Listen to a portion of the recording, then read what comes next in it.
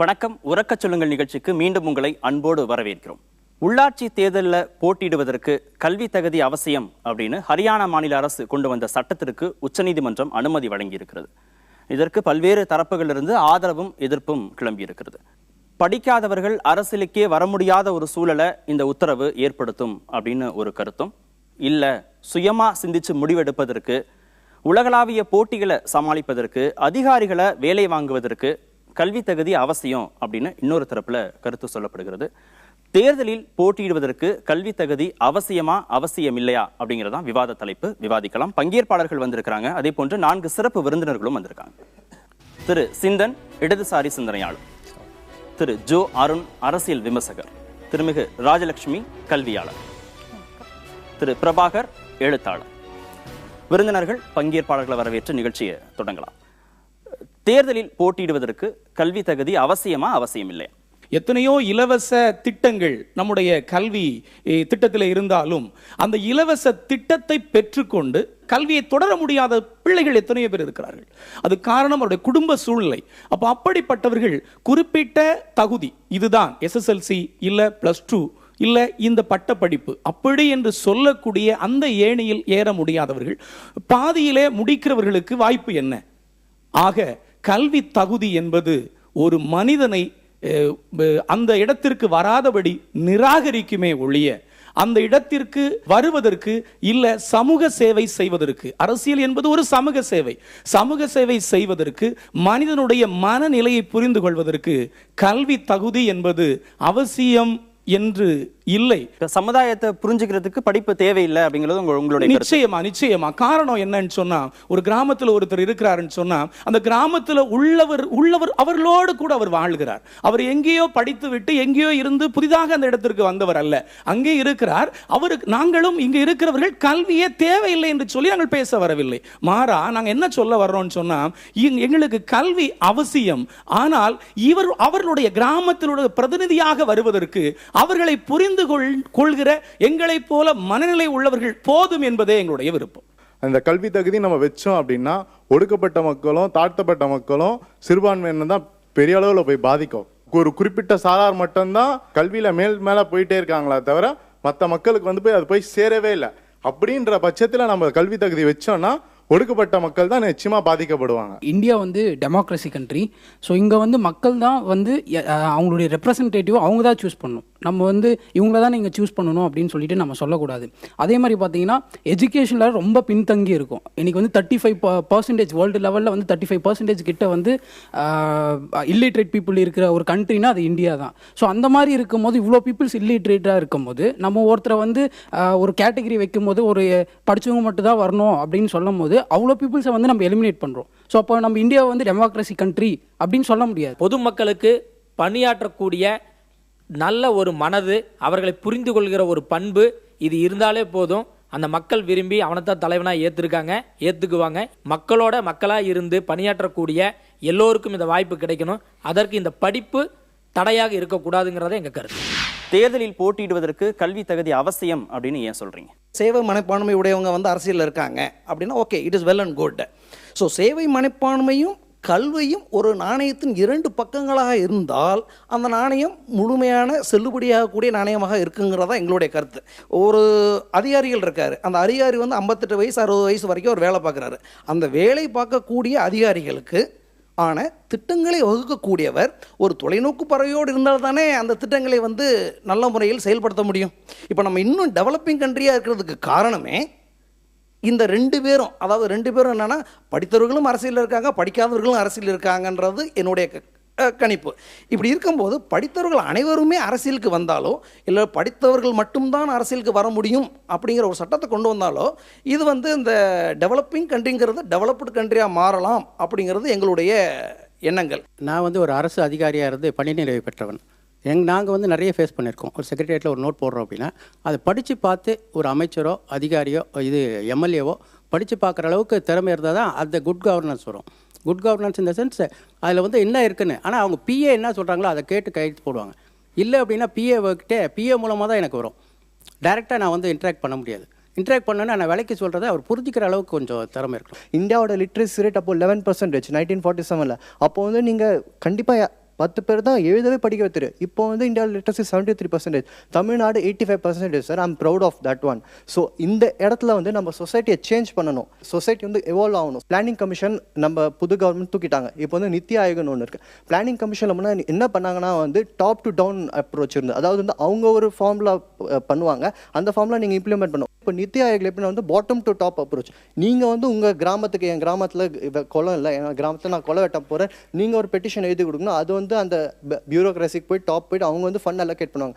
So இந்த இடத்துல நீங்கள் ஒரு பிளான் ஃபார்ம் பண்ணணும்னா நீங்கள் கண்டிப்பாக படிச்சிருக்கணும். நீங்கள் எழுத படிக்க தெரியாமல் இல்லை மினிமம் எஜுகேஷன் வச்சுன்னு இருந்தீங்கன்னா கண்டிப்பாக நீங்கள் ஒரு 4 பேர்கிட்ட போய் கேட்கணும், இது மாதிரி நான் பண்ண போகிறேன், நான் யார்கிட்ட போய் பேசுறது. அது அந்த எஜுகேஷனாக உங்களுக்கு தெரியும் யார் வந்து இது ஒரு கன்சர்ன் அத்தாரிட்டி, அந்த அத்தாரிட்டி நீங்கள் வந்து கொஸ்டின் பண்ண முடியும். திரு சிந்தன், கட்டாய கல்வி உரிமை சட்டம் கொண்டு வரப்பட்டு கிட்டத்தட்ட 15 ஆண்டுகள் ஆயிடுச்சு. எல்லாருக்குமே கல்வி கிடைக்கக்கூடிய ஒரு சூழல் தான் இருக்கு. இப்ப இனிமேலும் கொண்டு வரக்கூடாது அப்படின்னா எப்படி? இதுவே காலதாமதம் அப்படிங்கும்போது இனிமேலும் காலதாமதப்படுத்துவது சரியா அப்படின்னு கேட்குறாங்க. முதியோருக்கு ஓய்வூதியம் கொடுக்குற ஸ்கீம் இருக்கு. நான் களத்தில் செயல்பட்டவன்.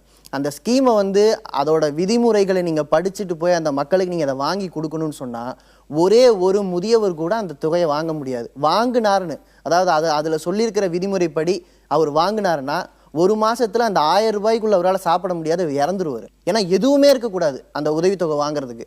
இது வந்து சட்டம் எல்லாம் படிச்சவங்க போட்ட சட்டம். ஆனால் இங்கே எப்படி அது அமுலாகுதுன்னு கேட்டிங்கன்னா, டே டு டே இன்டர்வென்ஷனில் இருக்கக்கூடிய அரசியல்வாதிகள் தான் இவங்க உண்மையிலேயே தகுதியானவங்களாங்கிறத முடிவு பண்ணுறாங்க. அப்போ அவங்க வந்து சமூகத்தோட தொடர்பில் இருக்காங்க. நீங்கள் தகுதி இல்லாதவர்கள், அதாவது சமூகம் சில தகுதிகளை ஏற்றுக்கும், அந்த தகுதிகள் அவங்களுக்கு தெரியும், அதை நீங்கள் வரையறை பண்ண முடியாது. ஆனால் நீங்கள் அதை தாண்டி கொடுத்துட்டீங்கன்னா ஊழல்வாதின்னு பேர் எடுத்துருவான், மக்கள் மத்தியில் தனிமைப்பட்டுருவான். இந்த அரசியல்வாதிங்கிற இடத்துக்கு கல்வியாளர்கள் வர தயங்குறாங்க. ஏன்னா இங்கே குவாலிஃபிகேஷன் கிடையாது. நீங்கள் மக்களை கற்றுக்கணும், மக்களோட எவால்வேஷனோட அதோட பங்கெடுக்கணும். அவங்களோட தினசரி வாழ்க்கையில் நீங்கள் அவங்களுக்கு கற்றுக் கொடுக்குற, அவங்களுக்கு சேவையாற்றுகிற மனப்பான்மை உங்களுக்கு வேணும். ஆனால் கல்வியை வர வர இங்கே அந்த சேவையாற்றுறதெல்லாம் தேவையா, இதெல்லாம் ஒரு முட்டாள் செய்கிற வேலைங்கிற மனநிலைக்கு போகிறதுங்கிறது ஒரு ஆபத்தான விஷயம். நான் அப்படி தான் பார்க்குறேனே தவிர, கல்வி வந்த உடனே சேவை மனப்பான்மை அதிகரிச்சிருதுன்னு சொன்னால் இந்த 74% உண்மையில் ரெப்ரசன்ட் பண்ணணும். இங்கே சமூகம் மாறிக்கிட்டு இருக்கணும் கண்ணு முன்னால். பட் ஐ டோன்ட் சி ஒரு சாதாரண மக்களுடைய வாழ்க்கையை இன்றைக்கு கல்வி படைத்த சமூகம் மாற்றுவதற்காக களத்தில் நிற்குது அப்படின்னா அது எங்கேயோ தடுமாறுது. எங்கன்னா அரசியலை புரிஞ்சுக்கிறதுலையும் அரசியலுக்குள்ள நம்ம பங்கெடுக்கணும்னு தெரிஞ்சுக்கிறதுலையும் தடுமாறுது. இப்போ கல்வியே இல்லாத ஒரு அரசியல் தலைமை அது இருந்த காலகட்டம், அதுக்கப்புறம் கல்வி வந்தால் எப்படி இருக்குங்கிறதுக்கு நம்மளுடைய சுதந்திர போராட்ட வரலாறே ஒரு பெரிய சான்று. ரொம்ப காலமாக நம்ம இந்த ஆங்கிலேயர்கள் அடிமைப்பட்டதுக்கு அப்புறமா எதுவுமே ரொம்ப காலமாக நடக்கவே இல்லை. இந்த ஃபஸ்ட்டு வார் ஆஃப் இண்டிபெண்டன்ஸுக்கு அப்புறமாவும் ஒரு அமைதியாக இருந்தது. திடீர்னு பார்த்தீங்கன்னா வங்காளத்திலேருந்து ஒரு புரட்சிகரமான கருத்துக்களாக வந்தது. சுரேந்திரநாத் பானர்ஜியில் ஆரம்பித்து ராஜா ராம்மோகன் ராய், ஈஸ்வர் சந்திர வித்யாசாகர், சுவாமி விவேகானந்தர் எல்லாம் ஏன் வங்காளத்திலேயே எல்லாமே ஏற்பட்டதுன்னா முதல் காலேஜ் அங்கே தான் ஏற்படுத்தினாங்க. ஆங்கிலேயர்கள் வந்து அங்கே தான் கல்வி அறிவுன்னு வந்தது. ஸோ அந்த கல்வியை நம்ம தலைவர்கள் படித்ததுக்கப்புறமா உலகத்தில் உள்ள மற்ற வரலாறுகளையும் படிக்கும்போது ஸோ ஆங்கிலேயர்கள் வந்து ஒன்றும் நம்ம ஜெயிக்க முடியாதவங்க கிடையாது, எதிர்த்து கேள்வி கேட்கலாம். அவனும் ஐரோப்பிய நாடுகளில் ஒரு தனி நாடு தான். அமெரிக்கன் ரெவல்யூஷனில் அவன் தோற்கடிக்கப்பட்டிருக்கிறான். அப்படிங்கிற தைரியம் நம்மளுடைய தலைவர்களுக்கு, சுதந்திர போராட்ட தலைவர்களுக்கு வந்ததுக்கு காரணம் கல்வி. கல்வி இருந்தால் தான் அந்த தலைமை வந்து நல்லபடியாக வேகமாக முன்னெடுத்து சொல்ல முடியும். இப்போ நம்ம தனி மனிதர்களாக கல்வி கற்று நம்ம நாட்டை முன்னெடுத்ததுக்கு 50 வருஷம் ஆச்சுன்னா ஒரு நல்ல தலைமை, கல்வி உள்ள தலைமை இருந்ததுன்னா அது 5 வருஷத்தில் அவங்களால செய்ய முடியும். எப்படி பார்க்கணும்னா, படிக்கலை அதனால காமராஜர் பெரிய ஆள் ஆயிட்டார்னு பார்க்கக்கூடாது. படிக்கவில்லை என்ற தடை இருந்தாலும் அந்த தடையை மீறி பெருந்தலைவர் காமராஜ் இவ்வளவு சாதிச்சிருக்காருன்னு தான் பார்க்கணும். அப்போ அவர் படிச்சிருந்தாருன்னா இன்னும் சாதிச்சிருப்பாங்கிறது தான் அதில் அர்த்தம். அதுக்கு ஒரு உதாரணம் என்னன்னா, பிரதமராகக்கூடிய வாய்ப்பை அவர் காலடியில் வச்சாங்க. நேரு இறந்ததுக்கு அப்புறம் அவர் ஏற்க தயங்கினார். என்னன்னா, ஆங்கிலம் பேச முடியலன்ற ஒரு சின்ன தயக்கம். கல்வி அறிவு அன்னைக்கு இருந்ததுன்னா அந்த தயக்கம் இருந்து முதல்ல ஒரு தமிழன் அன்னைக்கே பிரதமர் ஆயிருப்பான். அந்த வாய்ப்பு நமக்கு கிடைக்காம போனதுக்கு காரணம் அவர்கிட்ட கல்வி இல்லைங்கிறதான். கணினி மயம் இருக்கிற அந்த உலகத்தில் பொறுப்புகளுக்கு வர்றவங்க அந்த கம்ப்யூட்டரை வந்து ஓப்பன் பண்ணி அதை ஆளுமை செய்யுமுட அந்த தகுதி இருக்கணும். அப்படி இருந்தால் தான் அவங்க வந்து சரியான நிர்வாகம் பண்ண முடியும். ஒவ்வொரு மாதமும் நிர்வாகங்களுடைய வரவு செலவுகள், நிர்வாக நடைமுறைகள் எல்லாமே சாஃப்ட்வேரில் ஏற்றணும்னா அந்த ஏற்றிருக்கிறது சரியாக ஏற்றிருக்காங்க. அதை ஊராட்சி உதவியாளர்கள் ஏற்றுவாங்கன்னு வச்சுங்களேன். அதை சரியாக ஏற்றிருக்காங்களா என்பதை கண்காணிக்கிற பொறுப்பு தலைவருக்கு உண்டு. கண்காணிச்சா தான் தவறா இருந்தால் இதுனா இதை வந்து எல்லாரும் எடுத்து பார்ப்பாங்க. ஊராட்சி மன்ற தலைவர் கண்காணிக்கணும், கண்காணிக்கணும். கட்டாயம் வந்து அவர்களுக்கு தான் முழு பொறுப்பு இருக்கு. நீங்க வந்து ஒரு உள்ளாட்சி செயலர் பண்ண தவிர கண்காணிக்காம விட்டுட்டா பெரிய ஆபத்தாயிருமே அப்படின்னு சொன்னீங்க. அந்த செயலர் படிச்சவரா? செயலர் படிச்சவர் தானே, படிச்ச தகுதி இருந்தா தானே அவரை வந்து செயலர் பதவிக்கு எடுப்பாங்க. அப்ப தவறு செய்கிறவர் படித்தவரும் தவறு செய்ய முடியும். ஒண்ணு, கண்காணிக்கிற அறிவு இல்லை அப்படின்னு நீங்க சொல்றீங்க. அந்த செயலர் உள்ளாட்சி தலைவர் ஆயிருங்க அப்படின்னு சொன்னா நீங்க ஒத்துக்குவீங்களா?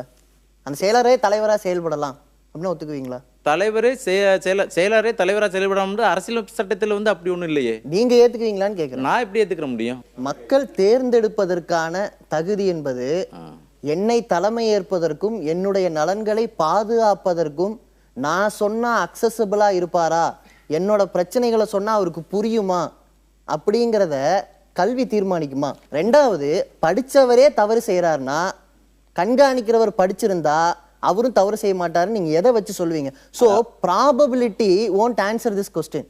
இந்த கேள்வியை வந்து ஒரு எராரை வச்சுட்டு ஒரு தவறை வச்சுட்டு இது நடந்துருச்சே இது நடக்கலாமே அப்படிங்கிறதுக்கு இது பதில் சொல்லாது. மக்கள் கம்ப்யூட்டருக்கு தயாராகிறதுக்கு முன்னால, தலைமை ஏற்கிறவர்கள் நிர்வாகம் நடத்துறவங்க அந்த கம்ப்யூட்டரை புரிஞ்சுக்கிறதுக்கு முன்னால நீங்க கம்ப்யூட்டரை கையில கொடுத்துட்றீங்க. அப்போ கையில கொடுத்து கம்ப்யூட்டர்ல தான் நீ செஞ்சாகணும்னு சொன்னது தப்பா, இல்ல அவருக்கு வேற சாய்ஸ் இருந்தது? அதுக்கு முன்னால எழுதிக்கிட்டு இருந்தாங்க எல்லாம், அவர் வேற வகையில தலைவர்கள் செயல்பட்டுக்கிட்டு தான் இருந்தாங்க, அரசியல் செயல்பட்டு தான் இருந்தது.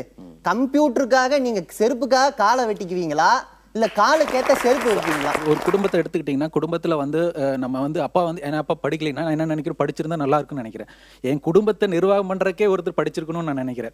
அவருக்கு வந்து பிஏ பிஎஸ்சிங்கிறத விட அவர் எனக்கு சொல்லி கொடுத்துருந்தா நல்லா இருக்குன்னு நினைக்கிறேன். அப்போ என் குடும்பத்திலேயே நான் வந்து ஒருத்தர் வந்து படித்து வந்திருந்தா நல்லா இருக்குன்னு நான் நல்லா இருப்பேன், என் குடும்ப நிர்வாகம் நல்லா இருக்கு. அப்போ குடும்ப நிர்வாகம் மாதிரி நாட்டோட நிர்வாகத்தை செய்யக்கூடிய ஒருவர் வந்து படிச்சிருந்து செஞ்சா நல்லா இருப்பாங்களா இல்லையா? ஒவ்வொருத்தரோட மனசாட்சி படி சொல்லுங்க. திரு அருண், தனக்கு கீழே வேலை பார்க்குறவங்க ஒழுங்கா வேலை பார்க்குறாங்களா, சரியா வேலை பார்க்குறாங்களா, தவறு செய்யறாங்களா அப்படின்னு கண்காணிப்பதற்கு, அவங்கள நெறிப்படுத்துவதற்கு, முறைப்படுத்துவதற்கு, ஒரு குடும்பத்தை ஒரு படித்தவர் நிர்வாகம் செய்வதற்கும் படிக்காதவர் நிர்வாகம் செய்வதற்கு இருக்கக்கூடிய வேறுபாடோடு ஒப்பிட்டு பார்க்குறாங்க. அப்போ தனக்கு கீழே இருக்கிறவங்க நல்லா வேலை பார்க்கணும், அவங்கள கண்காணிக்கணும், சரியா வேலை வாங்கணும் அப்படின்னா படிப்பு அவசியம் அப்படின்னு சொல்றதை நீங்க ஏத்துக்கிறீங்களா? இவங்க கல்வி தகுதின்னு சொல்றது பூராம சர்டிஃபிகேட். நம்ம ஸ்கூல்ல படிச்சு வர்ற அந்த சர்டிஃபிகேட்டை காமிச்சோன்னு தானே தகுதி சொல்றீங்க. என்னுடைய தரத்தையோ என்னுடைய ஆளுமையோ என்னுடைய பண்பையோ எனக்கு இருக்கக்கூடிய என்னுடைய பர்சனல் ஹிஸ்ட்ரியோ நீங்கள் கேட்கலையே. சர்டிஃபிகேட்டை கொடுத்துட்டு நான் போய் உட்காந்துடலாம், அதுக்கு தேவையில்லை. அப்புறம் இன்னொரு வகையில் கல்வி தகுதி நீங்கள் சொல்கிறது வந்து லாங்குவேஜ் பற்றி பேசுகிறீங்க. அவர் கம்ப்யூட்டரில் பார்க்கறது இங்கிலீஷ் தெரியணும். இங்கிலீஷ் தெரிஞ்சவன்லாம் அறிவாளியா? இங்கிலீஷ் தெரிஞ்சவன் அறிவாளி இல்லை சார். ஜப்பானில் போய் பாருங்கள், இங்கிலீஷ் பேசுறது இல்லை சார். ஒரு நிர்வாகத்திற்கு தேவை மக்களை பற்றிய அறிவு, மக்கள் வாழ்ந்திருக்க சூழலை பற்றிய அறிவு. மக்கள் எங்கே மக்களுடைய துயரத்தை புரிந்து கொள்ளாத தலைவன் இல்லை சார். அவனுக்கு மக்களுடைய பட்டறிவு, அந்த பட்டறிவு தான் தேவை. ஏன்னா அறிவாளிக்கு என்ன தோறும் அப்படின்னா அவன் வந்து பேப்பர்ல தான் பார்ப்பான், அந்த சிஸ்டத்துக்குள்ள தான் பார்ப்பான். ஆனா ஒரு அரசியல் தலைவன் என்பவன் மக்களுடைய துயரத்தை புரிஞ்சுக்குவான். அதுதான் அந்த தகுதி. இன்னைக்கு ஹரியானாவில் 68% ஒரு தலித்து பெண்கள் இதில் போட்டியிட முடியாது சார். 83% ரூரல் பீப்புள் இதில் போட்டியிட முடியாது சார். நீங்க என்ன நினைச்சிட்டு இருக்கீங்க? ஒரு மேட்டு வர்க்கமும் ஒரு உயர் ஜாதி இனமும் சேர்ந்து தலித்து மக்களை தூக்கி தூர வெளியே வைக்கிறதுக்காக சூழ்ச்சியாது. கல்வி தகுதி என்பது சர்டிபிகேட்டோட ஒப்பிடாதீங்க. கல்வி தகுதி என்பது பட்டறிவில் இருந்து வருதான்னு பாருங்க. கம்ப்யூட்டர் கத்துக்கணுமா? நான் கத்துக்குவேன் சார். யாருன்னு கத்துக்குவாங்க சார்? தாத்தா கத்துக்குவா சார். ஆர்வம் தேவை, பேஷன் தேவை. என் மக்களுக்கு நான் பணிபுரிந்து எதையும் செய்வேன் அப்படின்னு துணிச்சல் இருக்கணும். இது வந்து நிர்வாகத்துக்கு தேவை ஒழிய நீங்க காமிக்கிற சர்டிபிகேட். நான் சார் லோயலா காலேஜில் எத்தனை வருஷமா டீச் பண்ண வேணாம், பிசிஏ படிச்சுட்டு வந்தவனுக்கு கம்ப்யூட்டர் ஓப்பன் பண்ண தெரியாது சார். உங்க கல்வி நீங்க வச்சிருக்கீங்க கல்வி சூழல் தரங்கட்ட கல்வி சூழல். அதுல இருந்து வர certificate paper tiger. we want tigers, not paper tigers. Rajalakshmi, மக்களை பற்றி சிந்திப்பதற்கு, மக்களை நிர்வாகம் பண்ணுவதற்கு படிச்சிருக்கணும் அப்படிங்கிற அவசியம்லாம் இல்லை, மக்களில் ஒருவனாக இருந்தா போதும் அப்படிங்கிறதான் அவருடைய கருத்து. நம்மளுடைய அரசியல்னு பார்க்கும்போது யார் அரசியலுக்கு வாரா? இன்னைக்கு படித்தவங்க வராங்களா, இல்லை உண்மையிலேயே மக்களுக்காக பாடுபடணும், மக்களுக்கு நல்லது செய்யணும் அப்படின்னு நினச்சிட்டு வராங்களா? எந்த மாதிரி ஒரு பேக்ரவுண்டோட வராங்க, என்ன மாதிரி ஒரு அம்பிஷனோட வராங்க அப்படிங்கிறத நம்ம தெரிஞ்சுக்கணும். மொத்தத்தில் இந்த ரியல் எஸ்டேட் புரோக்கர்ஸு, இது லாயர்ஸ் மோஸ்ட்லி அந்த மாதிரி இந்த மாதிரி இண்டிபெண்ட்டாக ஒர்க் பண்ணக்கூடிய பிஸ்னஸ் பீப்புள் இவங்களாம் தான் நேரடியாக அரசியலில் ஈடுபட்டுக்கிட்டே இருக்காங்க. அப்புறம் அவங்க தான் வந்து ஒரு கட்டத்தில் தேர்தலில் நிற்கிறாங்க. அந்த மாதிரி வாய்ப்புகள் வருகிறது. இது வந்து பஞ்சாயத்து தேர்தலாக இருந்தாலும் சரி, எம்எல்ஏ இருந்தாலும், அசம்பிளியாக இருந்தாலும் சரி, பார்லிமெண்ட்டாக இருந்தாலும் சரி. நம்ம ஒரு டிரான்ஸ்ஃபர்மேஷன் சொசைட்டியில் இருக்கோம். ஒரே தாட் ப்ராசஸில் இப்படியே கொண்டு போயிட்டு இருக்க முடியாது. ஸோ இந்த காலகட்டத்தில் ஒரு நல்ல அணுகுமுறையோட கல்வி எல்லாருக்கும் கொடுக்கணும். கல்வி கிடைச்ச ஒரு சமூகம் தமிழ்நாட்டிலேயே எப்படி வந்து தலித் பஞ்சாயத்தில் இருக்க முடியலைங்கிற பிரச்சனையும் இருக்குது. நீங்கள் இந்த நாட்டில் பலதரப்பட்ட மொழிகள் இருக்குது. நீங்கள் டெல்லியில் போய் தமிழை பேசிக்கிட்டு ஒன்றும் பண்ண முடியாது. ஆகையினால நீங்கள் டெல்லியில் போய் பார்லிமெண்ட்டில் போய் பேசணும்னா எத்தனை எம்பிக்கள் மந்திரிகள் பேசாமலே வந்திருக்காங்க. இன்னைக்கு மோடி வந்து ட்விட்டரில் வந்து நம்மளுடைய தண்ணீர் பிரச்சனையை சொல்ல முடியுது. இவங்க ஸ்டேட் கவர்மெண்ட் ரெப்ரசன்ட் பண்ணி அதை எழுதி முடிக்கிறதுக்குள்ள மக்கள்லாம் ட்விட்டரில் போட்டு அடிச்சிட்டாங்க. அவர் பறந்து வந்துட்டார். ஸோ இதெல்லாம் எப்படி இவங்களுக்கு கல்வி அறிவு இருக்குது, மக்களுக்கு கல்வி அறிவு இருக்கிறது, அவருக்கு வந்து சோஷியல் மீடியாவை ஹேண்டில் பண்ண முடிகிறது. ஸோ இந்த சிஸ்டத்தினால நடந்தது. சார் சொன்னார் ஆர்வமும் கற்றுக்கிற திறமையும் இருந்தால் அவர் பதவிக்கு வந்ததுக்கப்புறம் ஈஸியாக கற்றுக்கலாம் அப்படின்னு சொன்னார். நான் என்ன சொல்கிறேன்னா, உங்களுக்கு அந்த அரசியலுக்கு வர வேண்டும்ன்ற ஆர்வமும் இருக்கும்போது அதுக்கு தேவையான தகுதியை நீங்கள் முதல்ல கற்றுக்கிட்டு உள்ளே வந்தால் என்ன தப்பு? நீங்க ஆர்வம்னு இருக்கிறதே தகுதி சார். ஆர்வம் தகுதினா இப்ப எனக்கு டாக்டர் ஆகணும்னு ஆர்வம் இருக்கு, நான் டாக்டர் ஆயிட முடியுமா? இல்ல டாக்டர் ஆகணும்னு எனக்கு ஆர்வம் இருக்குன்னா நான் டாக்டர் ஆயிட முடியாது. அதுக்கான தகுதியை நான் படிச்சு தான் உள்ள வர முடியும். சார் டாக்டர் ஆகணும்னு எனக்கு ஒரு ஆர்வம் வந்துச்சுன்னா என்னை சேருங்க, நான் படிச்சுக்கிறேங்கிறேன். நீங்க என்ன சொல்றீங்க? ஆர்வம் இருக்கட்டும், ஓகே, நீ உனக்கு தகுதியும் கொண்டு வாங்க சொல்றீங்க. எனக்கு ஒரு 40 வயசுல தலைமை இருக்கிற திறமை வருது சார். நான் 12வது படிக்கல, ஆனா எனக்கு பட்டறிவு இருக்கு. இந்த சமூகத்தோட நான் உறவாடி இருக்கேன் சார். எனக்கு தெரியும் என் ஊர்ல எந்த இடத்து குளத்தை வந்து ஆக்கிரமிச்சிட்டாங்க, அதை மீட்கணும்னா மக்களுக்கு நான் தலைமை ஏற்று போராடணும்னு எனக்கு அறிவு வருது சார். நான் என்ன நினைக்கிறேன், ஆனா மாத்தணும்னா எனக்கு அதிகாரம் வேணும்னு நினைக்கிறேன். இந்த மக்களை திரட்டி அவங்களுக்கு உணர வச்சு நான் அரசியல் அதிகாரத்துக்கு வரேன் சார். இப்படி வரும்போது நீ வந்து 12வது படிக்கல, அதனால 12வது படிச்ச யாராவது நிக்கவேன்னு சொன்னா நான் வந்து என்ன மக்கள் தலைவனை ஏத்துக்க தயாரா இருக்காங்க. 2வது, உள்ளாட்சியில தகுதி இருக்கிற செயலர் இருக்காரு, IAS அதிகாரி இருக்காரு, எல்லாரும் இருக்காங்க. ஆனா ரெப்ரசன்டேட்டிவ் நானு, இந்த மக்களுக்கு ரெப்ரசன்டேட்டிவ் நானு. நாங்க சொல்றோம் IAS படிக்கணும் சார். IAS படிக்கிறதுக்கு உங்களுக்கு நீங்க எஜுகேட்டடா இருக்கணும், IAS படிச்சவரா இருக்கட்டும்ன்ற நானு. ஆனா ரெப்ரசன்ட் பண்றதுக்கு இந்த மக்கள், நான் தினசரி சந்திக்கிற பிரச்சனையை நான் 12ஆம் கிளாஸ் படிச்சாதான் என் பிரச்சனை தெரியுமா? மக்கள் தேர்ந்தெடுக்கிற எல்லா தலைவர்களுமே இவர் நல்லவரா அப்படின்னு பார்த்து தான் தேர்ந்தெடுக்கிறாங்களா? இங்க படிக்காதவங்க கிட்ட பணபலம் இருக்குது, புரியுதா? இப்போ நீங்க பாலிடிக்ஸோட பிரச்சனைக்கு வந்துட்டீங்க. இப்போ 100% கல்வி அறிவை அட்டைன் பண்ண கேரளா, திரிபுரா, மிசோரம் இங்கெல்லாம் இப்படி ஒரு சட்டத்துக்கான தேவையே வரல சார். ஏன் கல்வி கொண்டு வரணும் தான் சொல்ல வராங்க. நீங்க 3 விஷயம் இருக்கு. அரசியலை பொதுமக்கள் பங்கேற்பாளராக இல்லாம பார்வையாளரா இருந்தீங்கன்னா ஊழல்வாதி தாங்க அரசியல் இருப்பான். படிச்சுட்டு வாங்கன்னு தான் சொல்றோம், பொதுமக்கள் பங்கேற்க கூடாதுன்னு சொல்லவே இல்ல. படிச்சவனும் படிக்காதவனுமே பார்வையாளனா இருக்கீங்க. பிரச்சனையை புரிஞ்சுக்கங்க. படிச்சவனும் வெளியில நிக்கிறீங்க. நீங்க வாங்க உள்ள, படிச்சவனா உள்ள வரோம். நீங்க படிச்சுட்டு வாங்கன்னு சொல்ல வர, அதான் கான்செப்ட். எங்க வந்தீங்க? 75% ஆஃப் இந்த எலெக்டட் ரெப்ரசன்டேட்டிவ் இன் லோக்சபா படிச்சவங்க கிராஜுவேட்ஸ், 70% கிரிமினல்ஸ். இப்ப இத எப்படி நீங்க புரிஞ்சுக்குவீங்க? இது நீங்க தப்பா புரிஞ்சுக்கிட்டீங்க. தப்பு அப்ப படிக்காதவன் தப்பு பண்ண மாட்டான்றீங்களா? இல்ல see, நீங்க பாலிடிக்ஸ்க்கு வரணும்ங்கறவ மாத்தணும்ங்கற எண்ணம் வேணுங்க. அது படிச்சது படிக்கலங்கிறது இல்ல, அதுதான் சொல்ல வரேன். மக்கள கத்துக்கணும்ங்கற எண்ணம் வேணும். அதுதான் சொல்ல வரேன் சார். அந்த எண்ணம் 12ஆம் கிளாஸ் படிச்சா வந்துருமான்னு கேக்குறேன் நான். இப்போ கவர்மெண்ட் ஜாபோட ஒரு அடிப்படை தகுதியே வந்து 10ஆம் வகுப்புன்னு இருக்கும்போது அவனுக்கே நான் கவர்மெண்டே நடத்துறேன்னா எனக்கு எந்த கல்வி தகுதியும் தேவையில்லைன்னு சொல்றது எந்த விதத்தில் நியாயம்? நீங்க முதல்ல தகுதி பார்த்து தான் இந்த அரசியல்வாதிகளை வச்சிருக்கீங்களா? நீங்க இப்ப வெறுத்து நிக்கிறது அரசியல்வாதி படிச்சவனா இருந்தா படிக்காதவனா இருந்தா உங்களை ரெப்ரசன்ட் பண்ற பொலிட்டீஷியன் இல்லங்கிறதான் பிரச்சனை. அந்த பிரச்சனையை ரியலைஸ் பண்ணாம படிச்சிட்டாலே ரெப்ரசன்ட் பண்ணிடுவாங்கன்னு நினைக்கிறீங்க. நான் சொல்றேன், மன்மோகன் சிங் உலகத்தில் தலை சிறந்த கல்வியாளர். ஆனா அவரோட ஆட்சி காலத்துல தான் 2 லட்சம் கோடி ஊழல் வந்தது, 1.7 லட்சம் கோடி ஊழல் வந்தது, CWG ஊழல் வந்தது, கல்மாடி ஊழல் வந்தது, KG பேசன் ஊழல் வந்தது. படிச்சவர் நிர்வாகத்துல இருக்கிறது மட்டும் பிரச்சனை இல்ல. படிக்காம இருந்திருந்தாருன்னா ஊழல் நடந்திருக்காதுன்றீங்களா? இல்ல, அதுதான் தப்பு. நீங்க படிச்சது படிக்காதுன்னு பேசாதீங்க. இந்த பொலிட்டிக்கல் பார்ட்டிசிபேட்டிவ் பாலிடிக்ஸா இருக்கணும். அரசியல்ல நீங்களும் நானும் பங்கெடுக்கணும். நான் பங்கெடுக்கல, அதனாலேயே நீங்க பங்கெடுத்துருவீங்கன்னு நினைக்கிறீங்க பாருங்க. நான் படிக்காதவனா இருக்கலாம், நான் பங்கெடுக்கல, நீங்க அதனால பங்கெடுத்துருவீங்களா? 2 பேரும் பங்கெடுக்கணுங்க. நீங்க தள்ளி நின்று பேசிட்டு இருக்கீங்கிறனா பிரச்சனை. நீங்க அரசியலை புரிஞ்சுக்கிறதுக்கு கத்துக்கிறதுக்கு நீங்க 12ஆம் கிளாஸ் படிச்சிட்டீங்க, ஆனா அரசியலை கத்துக்குங்கன்றனா அந்த கல்வி உங்களுக்கு இல்ல. You are illiterate on politics. 40 வயசுல எனக்கு மக்களுக்கு தலைமை ஏற்க வேண்டிய ஒரு பொறுப்பு வர்றதா நான் நினைக்கிறேன். மக்களுக்கு சேவை செய்யணும் அப்படிங்கிற எண்ணம் வருவதற்கான ஒரு சூழலை ஏதோ ஒரு விஷயம் ஏற்படுத்துது. அப்ப நான் தகுதியாகிறேன்.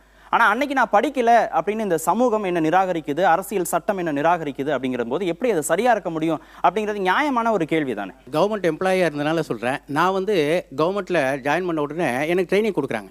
ட்ரைனிங் கொடுத்த பிறகு ஒரு குவாலிஃபிகேஷன் வைக்கிறாங்க. ஆஃப்டர் அந்த ப்ரீ ரிக்வசிட்டுக்கு அப்புறம் ஒரு குவாலிஃபிகேஷன் என்னென்ன, அடுத்த போஸ்ட்டுக்கு போகிறதுக்கு குவாலிஃபிகேஷன். நான் 45 வயசு இருக்கும்போது தான் எனக்கு வந்து அக்கௌண்டன்சி லோயர் பாஸ் பண்ணுன்றாங்க. நான் அந்த நேரத்தில் பாஸ் பண்ணேன் எனக்கு ப்ரமோஷன். அந்த மாதிரி நீங்கள் 40 வயசில் அரசியலுக்கு வரணுன்னா படிங்க, கரஸ்பாண்டன்ஸ் இருக்குது, ஏதாவது பண்ணி +2 10th தானே படிக்க சொல்கிறோம், படிச்சுட்டு போங்க. எந்த தகுதியுமே இல்லை, ஆனால் டைரக்டா நீங்க வந்து ஹை போஸ்ட்டுக்கு போயிட முடியும், இவங்களையும் நீங்க கண்காணிக்க முடியும், இவங்ககிட்டயும் நீங்க வேலை வாங்க முடியும் அப்படிங்கறத எப்படி சரின்னு எடுத்துக்க முடியும்னா நாங்க வந்து நீங்க தகுதியை செக் பண்ணணும்னு நான் வந்து செக் பண்ண வேண்டாம்னு நான் சொல்ல கிடையாது. எங்க தகுதியை செக் பண்ணுங்க. நீங்க கேட்குற சர்டிஃபிகேட்டை கேட்காதீங்க. என்னை நான் தலைவராக்கணும்னு நீங்க நினைச்சீங்கன்னா என்னுடைய பர்சனல் ஹிஸ்டரியை பாருங்க. எத்தனை விதமாக நான் மக்களுக்கு வேலை செஞ்சிருக்கிறேன், என்னுடைய வரலாறு என்ன, என்னுடைய ஆளுமை என்ன, என்னுடைய பண்புகள் என்ன, என்னுடைய மக்களை பற்றி புரிந்து கொள்ளுகிற ஞானம் எப்படி இருக்கு, அப்படி நீங்க செக் பண்ணுங்க. நான் மறுக்கல. நீங்க அவருக்கு அடுத்த பதவிக்கு போகணுமா, இதுவரைக்கும் நீங்க வந்து பஞ்சாயத்து தலைவராக இருந்தீங்க, அடுத்து நீங்க வந்து எம்எல்ஏ ஆகணும்னா இதுவரைக்கும் பஞ்சாயத்து தலைவர் இருந்தா என்னென்ன பண்ணீங்க, எத்தனை பேர் சொல்றாங்க நீங்க நல்லா செஞ்சிருக்கீங்கன்னு சொல்லிட்டு, எத்தனை மக்களுடைய பொருளாதாரத்தை உயர்த்திருக்கீங்க, எத்தனை மக்களுடைய பிரச்சனைகள் ஈடுபட்டு பிரச்சனைகள் தவிர்த்திருக்கிறீங்க, சிக்கல்களை தவிர்த்திருக்கீங்கன்னு சொன்னீங்கன்னா. அருண் வந்து ஒரு உதாரணம் சொன்னார் இல்லையா, நான் இப்போ வந்து நிற்கிறேன், என்னுடைய தகுதியை பாருங்க, பெர்ஃபார்மன்ஸ் பாருங்கன்னு ஏற்றுக்கிடுறோம். முதல்ல ஆனால் ஒருத்தன் வந்து நிற்கிறான், 40 வயசுல எனக்கு திடீர்னு அக்கறை வந்துச்சு, இது வரைக்கும் எந்த பொதுப்பணியிலும் ஈடுபடலை, முதல்ல ஒருத்தன் வந்து நிற்கிறான். இன்னொருத்தன் வந்து அதே இது படிச்சிருக்கிறான். அவனை 2 பேரும் நான் பார்க்கும்போது இவன் செய்வான்றது எனக்கு என்ன உத்தரவாதம்? இவங்க சொல்றது வந்து அந்த வேட்பாளருடைய கண்ணோட்டத்தில் சொல்றாங்க, நான் வாக்காளருடைய கண்ணோட்டத்தில் எனக்கு சந்தேகம் இருக்கு. இவன் செய்வாங்கிறது என்ன அத்தாச்சு? அட்லீஸ்ட் இவனாவது ஒரு பேப்பர் வச்சிருக்கான், அவர் பேப்பர் டைகருங்கிற ஒத்துக்கிடுறான். அந்த குப்பை பேப்பராவது இருக்கு, இவன்ட்ட அது கூட கிடையாது. இவன் நாளைக்கு டைகரா வருவானா, ஓட்டு போடாதீங்க. அடுத்து சொல்றாங்க மக்கள் ஓட்டு போடாதீங்கன்னு. பப்பு யாதவ்னு ஒருத்தர் இருக்கிறார், 6 மாசம் தான் வீட்டுல இருப்பார், 6 மாசம் ஜெயில இருப்பார். அவர் மந்திரியா வரைக்கும் ஆயிருக்கார், ஜெயிச்சுக்கிட்டே இருக்கிறார். நீங்களே முதல்ல சொன்னீங்க இத்தனை 60% பார்லிமெண்ட்ல கிரிமினல்ஸ் இருக்கிறான், மக்கள் ஓட்டு போடாமல அங்க போனாங்க. எப்படி அந்த கிரிமினல்ஸ் அங்க போனா? தமிழ்நாடு கிரிமினல்ஸ் மக்கள் போட்டு போட்டவன்லாம் நல்லவன் கிடையாது, மக்கள் கூட தப்பானவனை தேர்ந்தெடுக்காங்கங்கறத உண்மை. 75% அப்போ அந்த கிரிமினல்ஸ்ல யார் பாத்தீங்கன்னா 90% படிக்காதவனா தான் இருப்பான். 75% கிராஜுவேட், 75% படிச்சவங்க இருக்கிற லோக்சபால 70% கிரிமினல்ஸ். படிச்சவன்லாம் யோகியம் கிடையாது, ஒத்துக்கிடுறேன். படிச்சவங்க எல்லாம் திறமை இல்லை, ஒத்துக்கிடுறேன். அதே சமயம் படிக்கலங்கறனால மட்டும் அவனுக்கு எல்லா வெர்ச்சுஸும் வந்துடுங்கிற கிடையாது. இப்ப 2 சிச்சுவேஷன் இருக்கு. படிக்காதவல்ல வந்து குண்டாயிசம் ரவுடியிசம் வருமா, படிச்சவன்னு ஒரு ரெஸ்ட்ரிக்ஷன் வச்சா இது வருமானு பாத்தீங்கன்னா படிச்சானா கொஞ்சம் பெட்டரா தான் இருக்கும். படிப்பறிவு இருந்தா நீங்க நன்மை செய்வீங்க. நீங்க சொல்ற படிப்பறிவு இருந்துச்சுன்னா, சர்டிபிகேட் படிப்பறிவு இருந்துச்சுன்னா நல்லது செய்வீங்க சொல்றீங்க. சார் 2G உள்ள எடுத்துக்கங்க, எல்லா நான் அரசியலுக்கு போகல, எல்லா உள்ள எடுத்துங்க.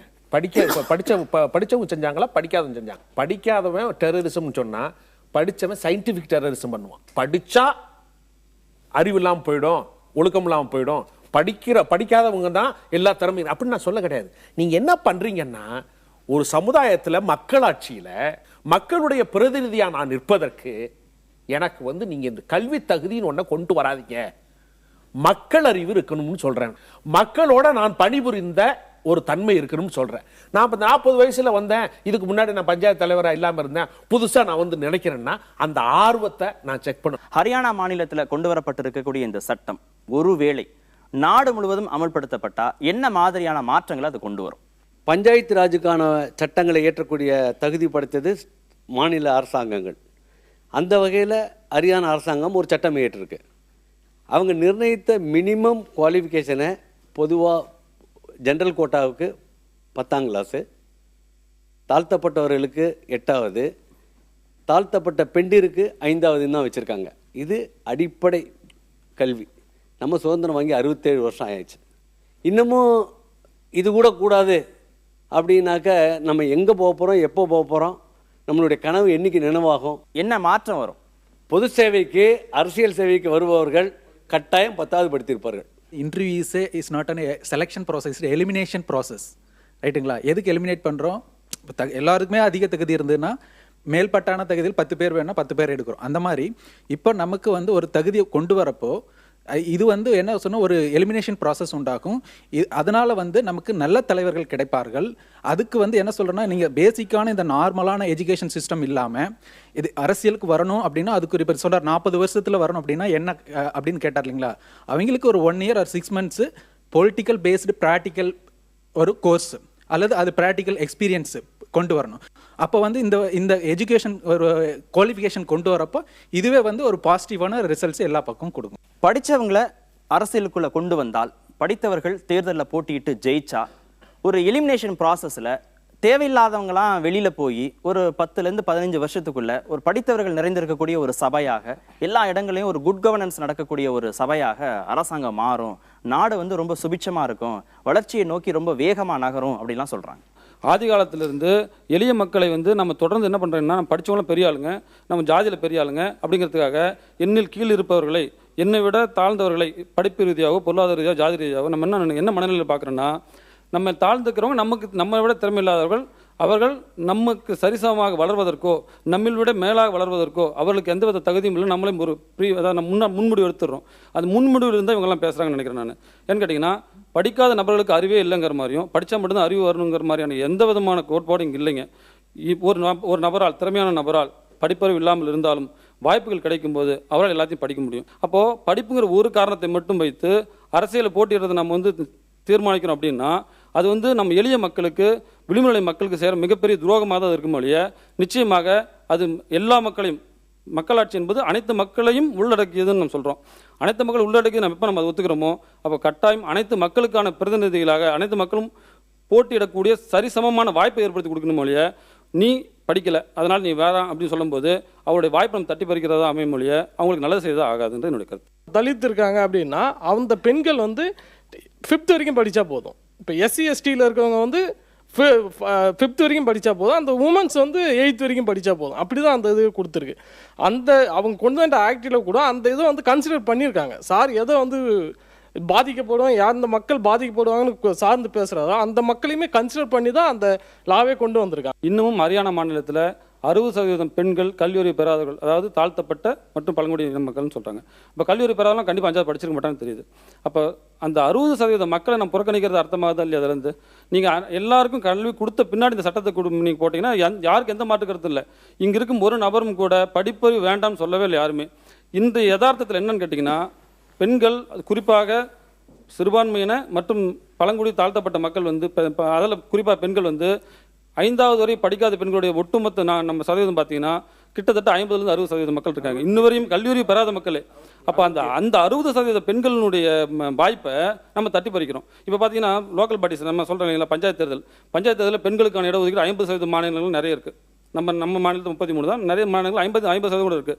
இப்போ 50% போட்டியிடுற பெண்கள் எப்படிப்பட்டவங்களை இருப்பாங்கன்னு கேட்டீங்கன்னா, கல்வி நீங்கள் அடிப்படை தகுதியாக வச்சிங்கன்னா வாய்ப்பு இருக்கிற, அதாவது ஆர்வம் இருக்கிற, சேவை மனப்பான்மையோடு இருக்கிற பெண்களை நம்ம வந்து புறக்கணிச்சிட்டு வெறும் படிப்பு மட்டுமே தகுதியாக இருக்கிற, அதாவது அதுக்கு சேவை மனப்பான்மை இல்லாமல் தகுதி இல்லாத நபர்கள் நம்ம வந்து முன்னிறுத்துற மாதிரியான ஒரு கட்டாயத்தை நம்ம தள்ளப்படுறோம். கட்டாய கல்வி சட்டத்தின் மூலமா நம்ம 8th ஸ்டாண்டர்ட் போனாலே இது வந்து கம்பல்சரி பாஸ். அந்த 8th ஸ்டாண்டர்ட் தான் அந்த ஹரியானா அரசு வச்சிருக்கு. இதனால் வந்து மக்கள் வந்து இன்னுமே பயன்பெறணும். இந்த கல்வி இந்த சட்டத்தின் மூலமா மக்கள் விழிப்புணர்வு பட்டு இன்னும் கல்விக்கு போகிறதுக்கோ இல்லை அவங்க போக முடியலன்னா அவங்களுடைய சந்ததிகள், அவங்களுக்கு தம்பியோ தங்கையோ இல்லை பிள்ளைகளோ யாரோ வந்து அட்லீஸ்ட் அந்த 5th ஸ்டாண்டர்ட் வரைக்கும் 10th ஸ்டாண்டர்ட் வரைக்கும் ஸ்கூலுக்கு அனுப்புறதுக்கு உண்டான முயற்சிகள் பண்ண முடிஞ்சு, அதை விட்டுட்டு இதில் வந்து எனக்கு இந்த சிஸ்டத்தில் எனக்கு நம்பிக்கை இல்லை, ஃபஸ்ட்டு எனக்கு வந்து கல்வியுடைய அந்த ஸ்ட்ரக்சரே மாற்றணும், ஸ்ட்ரக்சரே சரியில்லை அப்படின்னு பேசினது இப்போதைக்கும் இல்லை. இந்த உலகமாக நம்ம 91 அப்புறம் ஏற்றுக்கிட்டோம், காம்படிட்டிவ் வேர்ல்டுன்னு சொல்கிறோம். இது எல்லாம் சொல்லிட்டு நான் காம்படிட்டிவாக இருக்க மாட்டேன், வேர்ல்டு மட்டும் காம்படிட்டிவாக இருக்குது, நான் காம்படிட்டிவாக இருக்கிற வேர்ல்டு கூட சண்டை போடுவேன் ஆனால் படிக்க மாட்டேன் அப்படிங்கிறது எந்த விதத்திலும் நியாயம் இல்லை சார். இதுதான் எஜுகேஷன். இது இடஒதுக்கீடு, இந்தியாவில் இருக்கக்கூடிய இடஒதுக்கீடு format. Scheduled caste 20%, ST tribal caste 10%, OBC பிற்படுத்தப்பட்ட சமுதாயம் 35%, RMS இஸ்லாமிய கிறிஸ்தவ சீக்கிய பௌத்த சமுதாயங்களில் வந்து 20% இது இருக்குது. இவங்களில் அரசியலில் SC ST சமுதாயம் 21% இருக்குது. OBC RMS மதச்சிறுபான்மையினர் 11.5%. மைனஸ் எவ்வளோ இருக்குன்னா 52.5% அரசியலில் இந்த தாழ்த்தப்பட்ட பிற்படுத்தப்பட்ட மதச்சிறுபான்மையின சமூக மக்கள் எவ்வளோ பேர் இருக்காங்கன்னா 52.5% ரொம்ப பின்தங்கிய நிலைமையில தான் அரசியல் இருக்கிறாங்க. கரண்ட் சினாரியோ இது. எஸ் எஸ் தற்போதைய புள்ளி அவர் என்ன சொல்றாரு? இல்ல நான் சொல்றேன் என்ன சொல்றாரு, நீங்க இதை அமல்படுத்தினால், இந்த சட்டத்தை அமல்படுத்தினா நிறைய பேர் படிப்பாங்க, படிப்பவர்களுடைய எண்ணிக்கை அதிகமாகும். இப்ப நீங்க சொன்னீங்களா ஸ்டாட்டிஸ்டிக்ஸ், அது வந்து இன்னும் வருடம் போக போக இன்க்ரீஸ் ஆகும்னு சொல்றாரு. வராது, குறையும். எப்படி குறையும்னா, உங்களுக்கு அரசியல் முதல்ல வந்து உங்களுக்கு கல்வி வேணும், கல்விக்கு உங்களுக்கு பொருளாதாரம் வேணும், பொருளாதாரத்துக்கு அவங்க கிட்ட இருக்கக்கூடிய நிலம் அவங்க கையில் இல்லை, அவங்க கிட்ட இருக்கிற வேலை வாய்ப்பு தனியார் துறையிலையும் அவங்க இந்த சமூகத்தை சேர்ந்தவங்கள்ட்ட தனியார் துறையில் 2% தான் தனியார் துறையில். இந்த ஒட்டுமொத்த 85% மக்களுக்கு தனியார் துறையில் வேலை வாய்ப்பே இருக்கு. அரசு துறையில் -62% வேலை வாய்ப்பு இந்த மக்களுக்கு பறி போயிடுச்சு. நிலம்னு எடுத்துட்டிங்கன்னா -56% இந்த மக்கள்கிட்ட நிலம் யார்கிட்டையுமே இல்லை. வர்த்தகம், தனியார் வர்த்தகம்னு பார்த்தீங்கன்னா -81% இந்த மக்கள்கிட்ட வர்த்தகம் இல்லை. இப்படி இருக்கிற மக்கள்கிட்ட கல்வியும் இல்லை. ஏன் கல்வி இல்லைன்னா, கல்வி கொடுக்க வேண்டிய அரசாங்கம் முதல்ல இந்த மக்களுக்கு 85% தாழ்த்தப்பட்ட பிற்படுத்தப்பட்ட பழங்குடியின மதச்சிறுபான்மையினர் சமூக மக்களுக்கு எல்லாத்துக்குமே இந்திய அரசியலமைப்பு சட்டத்தில் இருக்கக்கூடிய சரத்து 45 பிரகாரம் ஒட்டுமொத்தமான கல்வியை இலவசமாக கொடுத்ததுக்கப்புறம் இந்த சட்டத்தை அமுல்படுத்திட்டோம். கல்வி கொடுக்க வேண்டிய அரசாங்கமே கல்வியே கொடுக்காம இன்னும் இருக்கும்போது இவங்களுக்கு எப்படி முழுமையான நீங்க இப்ப இந்த சட்டத்தை எப்படி ஏத்துக்குவாங்கங்கிற ஒரு சட்டம் வந்து படிப்பவர்களுடைய எண்ணிக்கையை அதிகரிக்கும் அப்படிங்கறது உங்களுக்கு நம்பிக்கை இல்லையா? ஏன் வந்து கேரளாவில் இந்த சட்டத்தை போடல? ஹையஸ்ட் பர்சன்டேஜ் தானே. ஏன் வந்து தமிழ்நாட்டில் போடல? ஹையஸ்ட் பர்சன்ட் தானே. ஹரியானாவில் இந்த சட்டத்தை போட்டிங்கன்னா 68% தலித் பெண்கள் போட்டியிட முடியாதுன்னா 96 லட்சம் 18 30 வயசுக்குள்ள இருக்கக்கூடிய 96 லட்சம் உள்ள இளைஞர்கள் 43% போட்டியிட முடியாது அப்படின்னு சொன்னா என்ன காரணம்? ஏன் வந்து கல்வி ரைட் டு எஜுகேஷன் கொடுத்தும் ஏன் போக முடியலன்னா, சாப்பாட்டுக்கு வழி இல்லை சார். 2 பெண்கள் சேர்ந்து இந்த வீட்டில இருந்து ஸ்கூலுக்கு போறதுக்குள்ள கற்பழிப்பு சார். இந்த கட்டமைப்புல சமூக சூழல்ல நீங்க ஸ்கூலை திறந்து வச்சாலும் சட்டத்தை போட்டாலும் என்னால போக முடியல. இந்த சூழ்நிலையில இந்த ஒரு தகுதியை கொண்டு வராங்க. இவங்க அருமையான பாயிண்ட சொன்னாங்க. அதை வந்து நீங்க பிடிச்சு கொண்டு போகணும்னு நினைக்கிறேன். அவங்க சொன்னாங்க, உங்களுக்கு சமூக அக்கறை இருக்கு, ஆர்வம் இருக்கு, இதோட சேர்த்து ஒரு எங்களுக்கு ஒரு கல்வி தகுதி இருந்துச்சுன்னா ஒரு ஆடட் அட்வான்டேஜ் தானே. ஏத்துக்கிறேன், ஆடட் அட்வான்டேஜ் வச்சுக்கோங்க, எசென்சியல் அட்வான்டேஜ், எசென்சியல் ரிக்வயர்மெண்டா வைக்காதீங்க. நான் திறமை இருக்கு, ஆர்வம் இருக்கு, பேஷன் இருக்கு, மக்களுக்காக பணிபுரியணும் ஒரு தியாக மனப்பான்மை இருக்கு, நான் போறேன், தடுக்காதீங்க. எனக்கு ஒரு ஆடட் அட்வான்டேஜா எனக்கு வந்து ஒரு சர்டிபிகேட் இருந்துச்சுன்னா சரி, okay. Essential requirement is different from added advantage.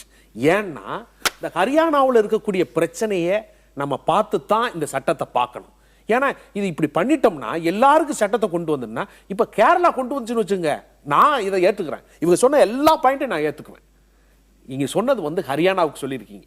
ஹரியானாவில் இருக்கிற சூழல் வேற. இதனால நீங்க வந்து ஏராளமான மக்களை 68% மேலான மக்களை நீங்க ஒதுக்கி வச்சு மார்ஜினலைஸ் பண்ணிட்டீங்க அப்படின்னா, சட்டத்தை போட்டோ நீங்க ஒரு ரூலை போட்டோ இந்த மாற்றத்தை உருவாக்க முடியாது. இந்த சட்டத்தினால என்ன உருவாக்கும் அப்படின்னா, ஒதுக்குதல் உருவாகும். தாழ்த்தப்பட்டவர்கள் தாழ்த்தப்பட்டவரா இருப்பான், படிக்காதவன் படிக்காதவனா இருப்பேன். யார் வந்து பயன்பெறுவான்னா, மேட்டு வர்க்கமும் படிச்சவனும் பயன்பெறுவான். ஏன் காந்தி சொன்னாரு, என் கிராமத்தில் இருக்கக்கூடிய ஒரு சாதாரண குடிமகன் முன்னேறும் போது தான் அந்த நாடே முன்னேறுங்கிறாரு. அப்ப இது முடியாம போகும். இந்த சட்டத்தினால ஒதுக்குதல் நிகழும், மார்ஜினலைசேஷன் நிகழும், படிக்காதவனே இருப்பான், ஏழை படு ஏழை ஆவான் இந்த சட்டத்தினால. இந்தியா முழுக்க 14,25,000 பள்ளிக்கூடங்கள் இருக்கு. ஆனா இந்தியா முழுக்க இருக்கக்கூடிய பஞ்சாயத்துகள் வந்து 2,50,000 பள்ளிக்கூடங்கள். விகிதாச்சாரம்னு பார்த்தீங்கன்னா ஒரு பஞ்சாயத்துக்கு 5.9 பள்ளிக்கூடங்கள் வருது. தமிழ்நாட்டில் அதே மாதிரி எடுத்தீங்கன்னா 53,000 பள்ளிக்கூடங்கள் இருக்குது, 13,500 பஞ்சாயத்துகள் இருக்கு, 1:4 இருக்கு. ஆனா இதுல வந்து பரவலா எல்லா கிராமங்கள்லயும் 4 பள்ளிக்கூடம் இருக்கானா இல்ல. ஏன்னா நகர்ப்புறங்கள்ல அதிகமா இருக்கு. ஆனா பெர் கேபிட்டா ஆவரேஜ்னு பார்க்கும்போது கட்டமைப்பு இருக்கு. அதை பயன்படுத்திக்கிறதுக்கும் அதுக்கு வேணுங்கிற அரசு இயந்திரங்களை முடுக்கி விட்டு மக்களை கொண்டு வர்றதுக்கும் தான் இந்த சட்டம் ஒரு உத்தியாக இருக்குதே ஒழிய, இது இந்த வருஷம் வேணா நிக்காம போகலாம், அடுத்ததுல இல்லாம போயிடலாம் ஒழிய, இது வந்து படிக்கணுங்கிற ஆர்வத்தை கண்டிப்பாக தூண்டும். அப்படியே தூண்ட இல்லைன்னு வச்சுக்கொடுங்களேன், அந்த மக்கள் கொதிச்சு எழுதுவாங்க. இந்த சட்டத்தை தூக்கி எறிகிறதுக்கு அவங்க அடுத்த தேர்தலில், சட்டமன்ற தேர்தலில் அந்த ஆட்சியை தூக்கி எறிய போறாங்க. இது வந்து அந்த கொண்டு வர அரசுக்கு தெரியாமலா இருக்கும்? கண்டிப்பாக இவங்க வந்து மக்களை வந்து படிக்காதவனை படிக்க வைக்கணுங்கிற நோக்கத்துல தான் கொண்டு வராங்களோ இல்லையா, விலக்கி வைக்கணுங்கிற நோக்கத்துல கண்டிப்பாக கொண்டு வந்ததாக நான் பார்க்கல. இது ஒரு ஆரோக்கியமான விஷயம். அது மட்டும் கிடையாது, பொதுவாக நீங்க கேட்டீங்களா இந்தியா முழுக்க இந்த சட்டம் வந்துன்னா என்ன ஆகும்னா, இந்த பெருச்சாளிகள் மாதிரி அரசியல்ல புறையோடி இருக்கிற சிலர் வந்து நீக்கப்படுவாங்க, புது ரத்தம் பாயும். அதுக்கெல்லாம் இந்த சட்டம் வந்து ஒரு முன்னோடியான சட்டமா இருக்கும் நான் நினைக்கிறேன். உண்மையிலேயே படித்தவர்கள், சமூக அக்கறை உள்ளவர்கள் கொஞ்சம் வர்றதுக்கு ஒரு வாய்ப்பு இருக்கலாம்.